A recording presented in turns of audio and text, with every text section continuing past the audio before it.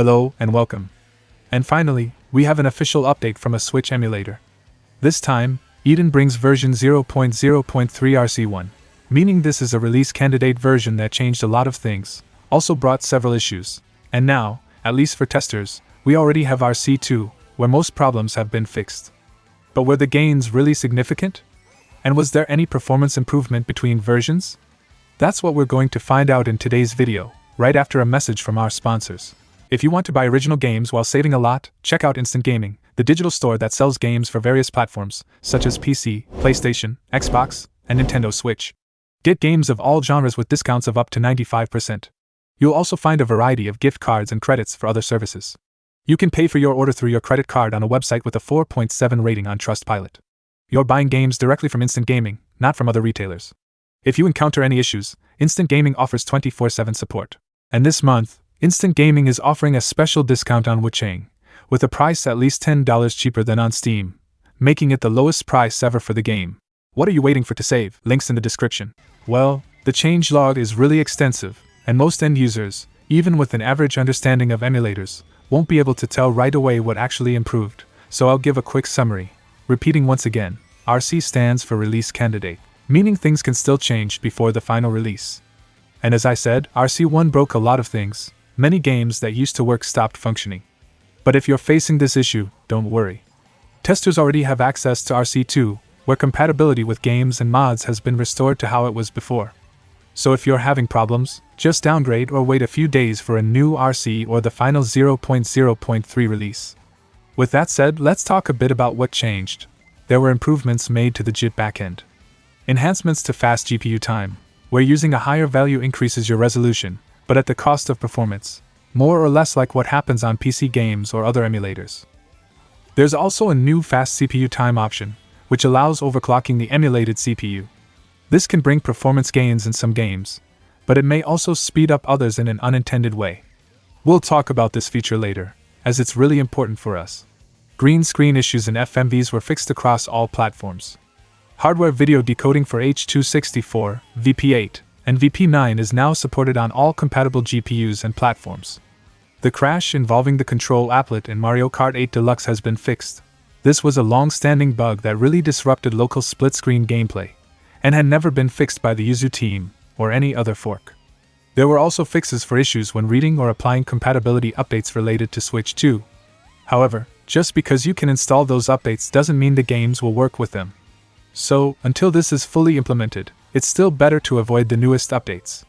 An airplane mode was also added, since some games like Burnout Paradise and Need for Speed Hot Pursuit Remastered tried to connect to the internet and ended up freezing the emulator, forcing you to restart the process. A custom CPU tick option was introduced, which modifies the emulated CPU's cycles, improving performance in some games. And I do mean some games, because I tested it and not all of them benefit. However, when there is improvement, performance gains can reach up to 20%. We'll discuss this feature soon. Also added, Vulkan RAI switching.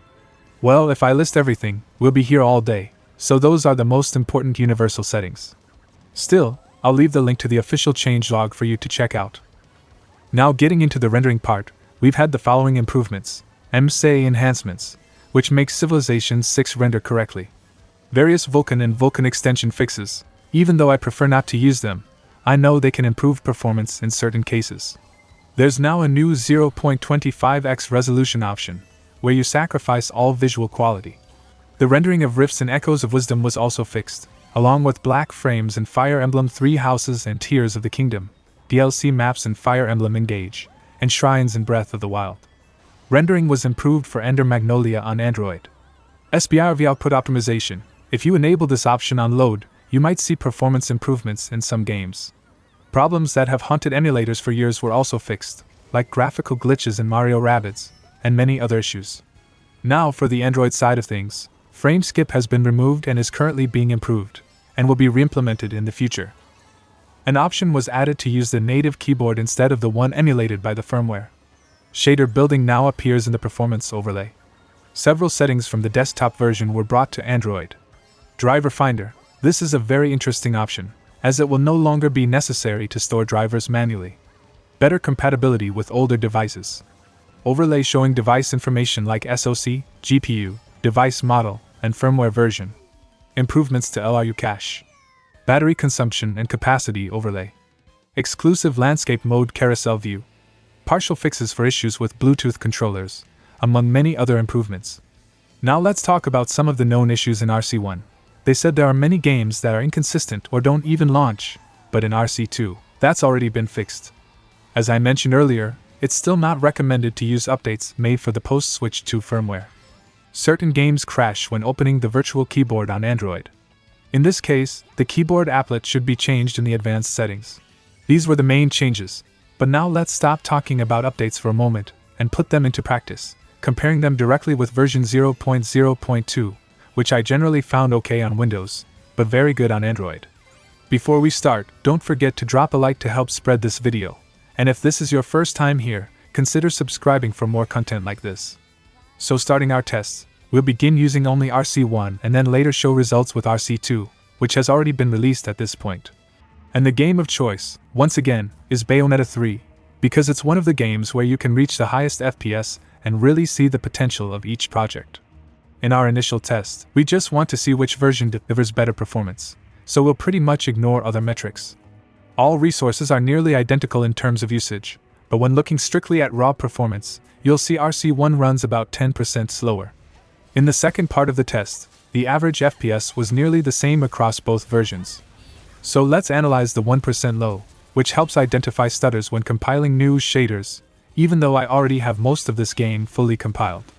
After a lot of action and giant enemies and particle-heavy battles, version 0.0.2 had a 1% low of 50 FPS, which indicates there were few performance drops or they were very brief during gameplay.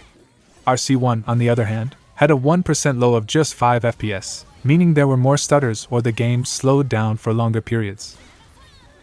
We also tested Zelda Breath of the Wild. Even though I don't recommend using the Switch version, you should emulate it through Cemu, we still had decent performance. But again, there was about a 10% difference in performance between the older version and RC1. It's worth noting that I also ran this test on RC2. The performance gap is still there, but it's a bit smaller. The 1% low had less impact, making things more balanced. RC2 still loses about 5% in performance compared to 0.0.2, but stay until the end of the video, because I'll show you something that's going to surprise you. Another game tested was Sonic Generations. I already expected the average FPS to be pretty much the same, and it was. However, once again, we saw stutters during shader compilation. I wouldn't say this is a major issue, you'll still be able to play your favorite game, but for those who are more demanding, the stutters will be noticeable. The devs are already aware of this and believe it will improve over time. And I believe that too, since both Citron and Eden have shown they can compile shaders on Windows almost as fast as on Linux.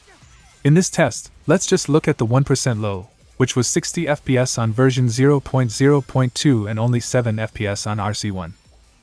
Of course, we couldn't skip the best game on the Nintendo Switch, and if you disagree, you're obviously wrong, Super Mario Odyssey. Here, we focused on raw performance, and once again we saw about a 10% difference between the older and newer versions. Now let's get to the Tears of the Kingdom test. Before anything else, disregard the total RAM usage in RC1, because I had my browser open. Once again, we had a difference. Version 0.0.2 delivered the best result, followed by RC2 with about 5% less, and lastly RC1 with 10% less performance compared to 0.0.2. After these tests, you might be asking yourself, why should I update if I'm actually going to lose performance? If you've been watching since the beginning of the video, you'll remember I mentioned twice the feature that increases the cycles of the emulated CPU. This feature also exists in Cemu. Well, despite being a feature that's tricky to calibrate at first, where you have to go through trial and error to find a value that works for your PC, you'll usually be working with values between 30K and 50K. At the same time, it's important to set CPU accuracy to unsafe, and boom. Look at the performance I got, a peak of 96 FPS. Although nowadays I prefer to lock the game at a stable 60 FPS, since Tears of the Kingdom is an offline game, and there's no competitive advantage, this is already more than enough. Modifying the CPU cycles won't help in every game. I tested the same settings in Bayonetta 3, and the results were pretty much the same. But having this kind of performance boost can be a game changer for those with a more modest machine who just need a few extra FPS. Keep in mind that you can combine this technique with lossless scaling for even more smoothness or extra performance, since Eden rarely uses 100% of your GPU. So if you're having performance issues in certain games, reach out to the Eden team on Discord. There may be a configuration that can give you a massive performance boost. These were my first impressions. Overall, the emulator really surprised me in a good way. Now I can't wait for the next Citron update, because the scene deserves these innovations. As for the Eden team, congratulations on everything you've done so far. I hope you keep improving, because I know many of the devs involved in this project and I'm aware of your journey and skill, especially those working on the Android version. Some big names from previous projects showed up here too, and bringing this crew back together after Nintendo shut down everything on Yuzu must have been a tough job. And you who watched all the way through, will you be giving Eden a try? Thanks for watching, and see you in the next video.